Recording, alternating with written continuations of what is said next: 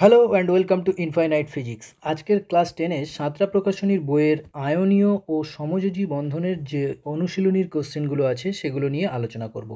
এর আগে কিন্তু বইয়ের প্রথম অধ্যায় থেকে এতক্ষণ যে সাঁতরা প্রকাশনীর আয়নীয় বন্ধন ও সমযোজী বন্ধনের আগে পর্যন্ত অর্থাৎ পর্যায় সারণী পর্যন্ত সমস্ত অধ্যায়ের কিন্তু অনুশীলনীর কোশ্চেন করে দেওয়া হয়ে গেছে। তোমরা যারা দেখোনি তারা ডেসক্রিপশনে লিঙ্ক দেওয়া থাকবে কিংবা প্লেলিস্ট সাঁতরা ক্লাস 10 বলে সার্চ করে কিন্তু দেখতে পারো। তো চলো তাহলে ভিডিওটা শুরু করা যাক। দেখো প্রথম কোশ্চেনটা বলছে একটি ধ্রুবীয় দ্রাবক হলো, এটা হবে জল, মানে ধ্রুবীয় দ্রাবকের উদাহরণ জল। 2 নম্বর কোশ্চেন দেখো নিষ্ক্রিয় মৌলের পরমাণুর সবচেয়ে বাইরের কক্ষের ইলেকট্রন সংখ্যা, এটা আমরা সবাই জানি কি 8। হিলিয়াম, নিয়ন, আর্গন এইগুলো হলো নিষ্ক্রিয় মৌল, মানে পর্যায় সারণীর 18 নম্বর শ্রেণীতে অবস্থিত। এদের বাইরের কক্ষে সবসময় কি হয়, অষ্টক পূর্তি থাকে। কিছু কিছু মৌল ব্যতিক্রম আছে। কিন্তু তারপর দেখো 3 নম্বর কোশ্চেন আয়নীয় বন্ধন গঠিত হয়, এটা কি হবে না, আয়নীয় বন্ধন গঠিত হয় একটা ধাতব ও একটি অধাতব মৌলের পরমাণুর মধ্যে। যেমন দেখো কি একটা আয়নীয় বন্ধন NaCl, MgCl2, এগুলোতে দেখো সব Na Mg এগুলো কি না ধাতু, আর ক্লোরিন কি, এগুলো অধাতু। তার মানে একটা ধাতব একটা অধাতব মৌলের পরমাণুর মধ্যে। 4 নম্বর কোশ্চেনটা দেখো নিচের কোনটিতে সমযোজী বন্ধন বর্তমান। একটা শর্টকাট ট্রিক বলে দিচ্ছি তোমাদের, যে সমযোজী বন্ধন আর আয়নীয় বন্ধন চেনার উপায়।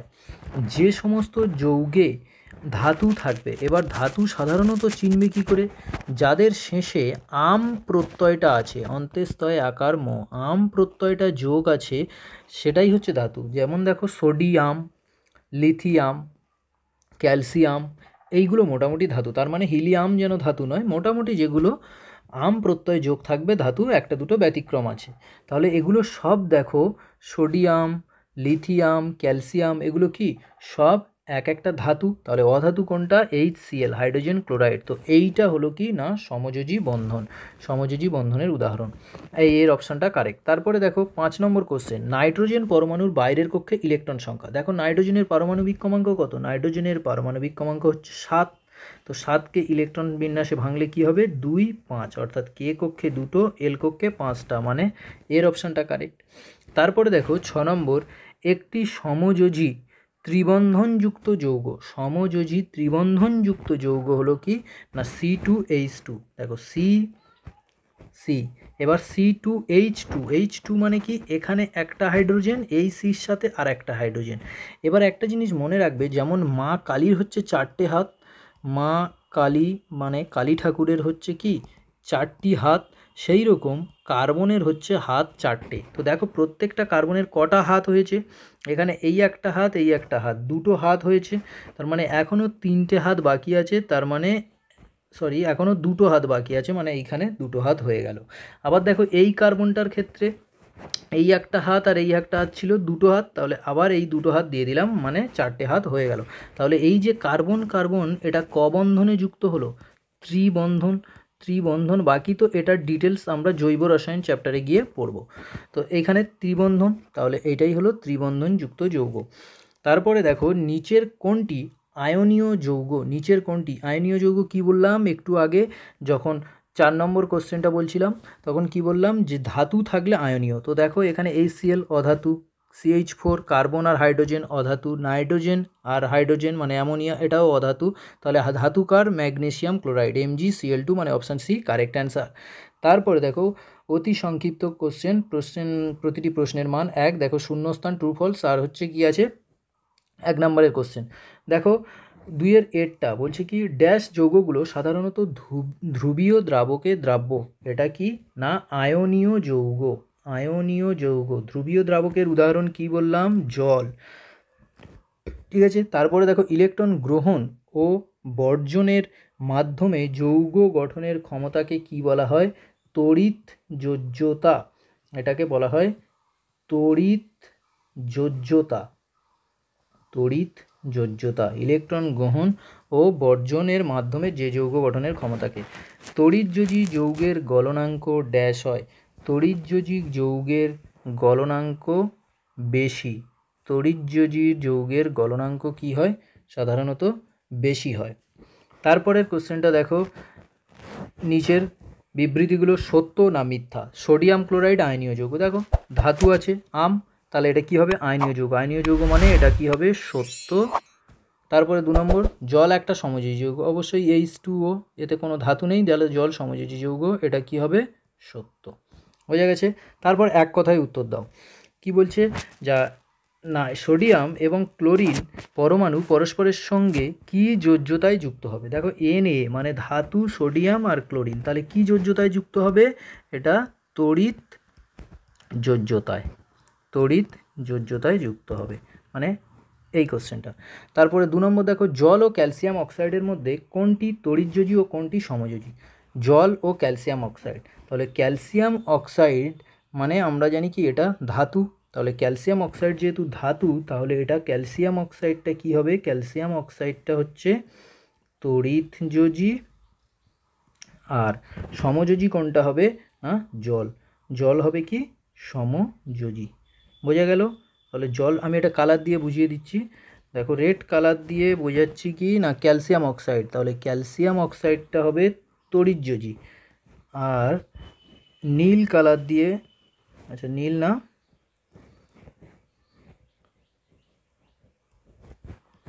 আকাশি কালার দিয়ে বোঝাচ্ছি দেখো জল, তাহলে জলটা হবে কি সমযোজী। বোঝা গেল। পরের কোশ্চেনটা বলছে নাইট্রোজেন অণুর মধ্যে কটি ইলেকট্রন জোড় রয়েছে। তো নাইট্রোজেন অণুর মধ্যে কটা ইলেকট্রন জোড় রয়েছে, দেখো এই একটা নাইট্রোজেন, এই একটা নাইট্রোজেন পরমাণু, তাহলে এই নাইট্রোজেন পরমাণুর বাইরের কক্ষে কটা থাকবে, নাইট্রোজেনের বাইরের কক্ষে আমরা একটু আগে দেখলাম 5টা, কারণ নাইট্রোজেনের পারমাণবিক ক্রমাঙ্ক 7, সেটাকে ভাঙলে 2 5 হয় 5টা। এবার দেখো এই 5টা আছে, তাহলে এর অষ্টক পূরণ করার জন্য আর কটা লাগবে, আরও 3টে ইলেকট্রন লাগবে। তো ও কি করলো, আর একটা নাইট্রোজেন পরমাণুকে ডাকলো বন্ধু আয় বলে, এই নাইট্রোজেনেরও তো বাইরের কক্ষে 5টা, ও কি করলো এই ইলেকট্রনটার সঙ্গে এই ইলেকট্রন সমজোড় তৈরি করলো, আবার এই ইলেকট্রন সঙ্গে এই ইলেকট্রনের সমজোড় তৈরি করলো, এই ইলেকট্রনের সঙ্গে এই ইলেকট্রনের সমজোড় তৈরি করলো। এবার দেখো সমযোজ্যতার ফান্ডাটা হলো যে প্রত্যেকটা জোড়কে দুজনে সমানভাবে ব্যবহার করবে, মানে এই যে নাইট্রোজেনটা আছে এ বলতে পারবে কি না আমার ইলেকট্রন হলো, এই যে নাইট্রোজেনটা আছে আমার ইলেকট্রন হলো কত না যে 5টা ওর ছিল তো ছিল সেই 5টা প্লাস এই যে বন্ধু নাইট্রোজেনকে ডেকেছে এর থেকে 3টেকে নিয়ে ও বলতে পারবে যে আমার ইলেকট্রন হলো 8টা। বোঝা গেছে। আবার এই যে ইলেকট্রনটা আছে মানে ডান দিকের যে নাইট্রোজেনটা আছে তার ইলেকট্রন কটা, 5টা। তো ও কি করবে বলতে পারবে, লোকে যদি জিজ্ঞাসা করে যে তোর ইলেকট্রন কটা, ও তখন এইভাবে উত্তর দেবে যে ওর নিজের যে 5টা ছিল সেই 5টা প্লাস এখানে যে বন্ধু নাইট্রোজেন 3টে তার 3টে নিয়ে ওর ইলেকট্রনটা হলো 8টা। তার মানে দুজনের ইলেকট্রন সংখ্যা 8 8 করে হয়ে গেল। বোঝা গেছে। তাহলে যদি বলে এই যে নাইট্রোজেন অণুতে ইলেকট্রন জোড় কটা, নাইট্রোজেন অণুতে দেখো কটি ইলেকট্রন জোড় রয়েছে, এই একটা ইলেকট্রন জোড়, এই একটা ইলেকট্রন জোড়, তাহলে 2টি ইলেকট্রন জোড় রয়েছে, 2টি ইলেকট্রন জোড় রয়েছে। ঠিক আছে। পরের কোশ্চেনটা দেখো নিয়ন পরমাণুর যোজন কক্ষে ইলেকট্রন সংখ্যা কত। নিয়নের পারমাণবিক ক্রমাঙ্ক কত, 4 নম্বর কোশ্চেন। নিয়নের পরমাণু ক্রমাঙ্ক আমরা জানি কি 10, তাহলে 10কে ভাঙলে 2 8, মানে যোজন কক্ষে ইলেকট্রন সংখ্যা হবে 8টি। তারপরে দেখো হিলিয়াম পরমাণুর সবচেয়ে বাইরের কক্ষে কতগুলো ইলেকট্রন থাকে। তো হিলিয়ামের পরমাণু ক্রমাঙ্ক কত 2, তো হিলিয়ামের যদি পরমাণু ক্রমাঙ্ক 2 হয় তো ওটাই ওর বাইরের কক্ষ, তার মানে কটা হবে 2টো ইলেকট্রন থাকে। তারপর 6 নম্বর কোশ্চেনটা দেখো সমযোজী যৌগ কোন দ্রাবকে দ্রবীভূত হয়। সমযোজী যৌগগুলো অধ্রুবীয় দ্রাবকে দ্রবীভূত হয়, অধ্রুবীয় দ্রাবকে দ্রবীভূত হয়, যেমন কি বেনজিন, অ্যালকোহল, এগুলো হচ্ছে সব অধ্রুবীয় দ্রাবকের উদাহরণ। তারপর দেখো ইথিলিন অণুতে কার্বন পরমাণু দুটোর মধ্যে কী ধরনের বন্ধন থাকে। ইথিলিন অণুতে মানে 7 নম্বরের কোশ্চেন এইটা, ইথিলিন অণুতে। তো ইথিলিন অণুর সংকেতটা কি না C2H4, C2H4, তাহলে কার্বন পরমাণুর মধ্যে ডবল বন্ড বা দ্বিবন্ধন থাকে। দেখো এই কার্বনের দুটো হাত হয়ে গেল, কার্বন কার্বন দুটো হাত হয়ে গেল, তাহলে দুটো হাতে হারিকেন ধরা থাকবে। তাহলে এই হাইড্রোজেন, এই হাইড্রোজেন, এই হাইড্রোজেন, এই হাইড্রোজেন, তাহলে হলো কত C2H4। তাহলে কার্বন কার্বন কি দ্বিবন্ধন যুক্ত থাকে। তারপরে দেখো 8 নম্বর কোশ্চেন, কোন ধরনের যৌগে অণুর অস্তিত্ব নেই? কোন ধরনের যৌগে অণুর অস্তিত্ব নেই? এটা হবে কি তড়িৎযোজী যৌগে। তড়িৎযোজী যৌগে, তড়িৎযোজী যৌগে অণুর অস্তিত্ব নেই। বোঝা গেছে? তারপর দেখো 9 নম্বর কোশ্চেনটা বলছে F2 এর লুইস ডট গঠন অঙ্কন করো। এফ এর পারমাণবিক ক্রমাঙ্ক দেওয়া আছে 9। তাহলে আমাদেরকে লুইস ডট গঠন করতে গেলে কি করতে হবে? প্রথমে এফটাকে লিখতে হবে, সেই এফের পারমাণবিক ক্রমাঙ্ক কত? 9। তাহলে সেটাকে ভাঙো ইলেকট্রন বিন্যাসে, তাহলে 2 7 হবে তার ইলেকট্রন বিন্যাস, এবং বাইরের কক্ষে কটা আছে? 7টা ইলেকট্রন। ব্যাস, এটা নিয়েই আমাদের কারবার। প্রথমে এফ লিখলে, লেখার পর কি করতে হবে না, বাইরের কক্ষে যে ইলেকট্রন আছে যে কটা, সেই কটা ইলেকট্রনকে ড্র করতে হবে। তাহলে 1টা 2টো 3টে 4টে 5টা 6টা 7টা ডট দিয়ে এফকে বোঝালাম। আবার ঠিক তার ডান পাশে, আচ্ছা ডান পাশে আঁকার আগে দেখো এর সিগনিফিকেন্টটা কি। এর বাইরের কক্ষে 7টা আছে, তো 7টা আছে মানে এ চাইবে কি বাইরের কক্ষে অষ্টক পূরণ করতে, অর্থাৎ আর একটা ইলেকট্রন নিয়ে পূরণ করতে। তো তখনই কি করলো, ও আর একটা এফ বন্ধুকে ডাকলো। তো এফ বন্ধুকে ডাকা মানে এ কি একা আসবে নাকি? এর বাইরের কক্ষে যে 7টা, এ অবশ্যই সেটাকে নিয়ে আসবে। তাহলে এর বাইরের কক্ষে 7টা তাকে নিয়ে এলো।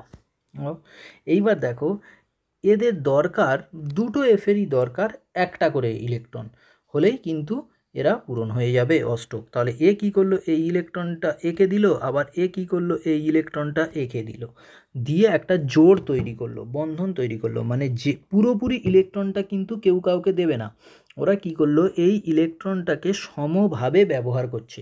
মানে যদি এই ফ্লোরিনকে জিজ্ঞেস করা হয় যে তোর ইলেকট্রন কটা, ও বলবে আমার নিজের 7টা ছিল, আর এখান থেকে এই ফ্লোরিনের থেকে একটা নিয়েছি, তাহলে হলো কটা? 8টা। আবার এই ফ্লোরিনকে যদি জিজ্ঞেস করা হয় তোর ইলেকট্রন কটা, তাহলে ও বলবে কি যে আমার নিজের 7টা ছিল, আর এই বন্ধু ফ্লোরিনের থেকে আমি একটা নিয়েছি, নিয়ে টোটাল 8টা। তাহলে ছবিটা কেমন হবে? দেখো ছবিটা আঁকার সময় একটু মনে রাখবে, এই ফ্লোরিনটা লিখলে, লেখার পর এই যে বাকি 6টা ইলেকট্রনকে এইরকমভাবে লিখে দাও। একটা ইলেকট্রন একটু সরিয়ে দাও ডান দিকে। আবার পরের যে এফ পরমাণুটা, সেটাকে নিয়ে আসো ডান দিকে নিয়ে এসে ওর যে 6টা ইলেকট্রন যেটা পড়ে আছে নিজের কাছে, সেই 6টাকে লিখে দাও, দিয়ে একটাকে আরেকটু বাম দিকের দিকে পিছিয়ে দাও। এইবার দেখো যখন গোলটা অঙ্কন করবে, এই গোলটা কেমনভাবে হচ্ছে দেখো। প্রথমে গোলটা করলে এমনভাবে যে প্রত্যেকটা পরমাণুর যেন 8টা করে ইলেকট্রন সেই গোলের মধ্যে থাকে। তাহলে প্রথম পরমাণুর 8টা ইলেকট্রন আমি এই গোলের মধ্যে রাখলাম। তাহলে দেখো এই গোলটার মধ্যে 8টা ইলেকট্রন আছে, ভালো করে দেখো, উপরে 2টো, এই দিকে 2টো, 4টে, নিচে 2টো, 6টা, আর এই 2টো 8টা হয়ে গেল। একই রকমভাবে এই যে ডান দিকের যে এফ পরমাণুটা আছে, ওরও 8টার, তাহলে ওর দেখো 6টা তো পিছনে পড়ে আছে, আবার এই যে পাশে 2টো, এইটাকে নিয়ে কি করবে, গোলটা করো। তাহলে করলে কি হয়ে যাচ্ছে, গোলের বাইরে যেন ইলেকট্রনটা না যায়, পুরোপুরি গোলের ভিতরে।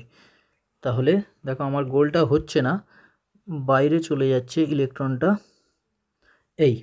তাহলে দেখো এই এফটার মানে যদি কেউ জিজ্ঞাসা করে এই এফকে কটা ইলেকট্রন, তাহলে ও বলবে কত, দেখো 1 2 3 4 5 6 7 8, আমার গোলের মধ্যে আমি নিয়ে নিয়েছি মানে 8টা। আবার এই এফকে জিজ্ঞেস করলে কটা ইলেকট্রন, দেখো 1 2 3 4 5 6 7 8, 8টা। বোঝা গেল? এই হলো কি না ফ্লোরিনের লুইস ডট। এরপর দেখো একদম শেষ পোর্শনে চলে এসেছি, যে বাম স্তম্ভ ডান স্তম্ভ। প্রথমটা বলছে কি ক্লোরোফর্ম এটা কি সমযোজী যৌগ। বেনজিন এটা হবে কি না অধ্রুবীয় দ্রাবক। তারপরেরটা দেখো হিলিয়াম আমরা জানি কি সবাই নিষ্ক্রিয় গ্যাস, তো এটাকে বলা হয় নোবেল গ্যাস। আর জিঙ্ক হচ্ছে কি সন্ধিগত মৌল।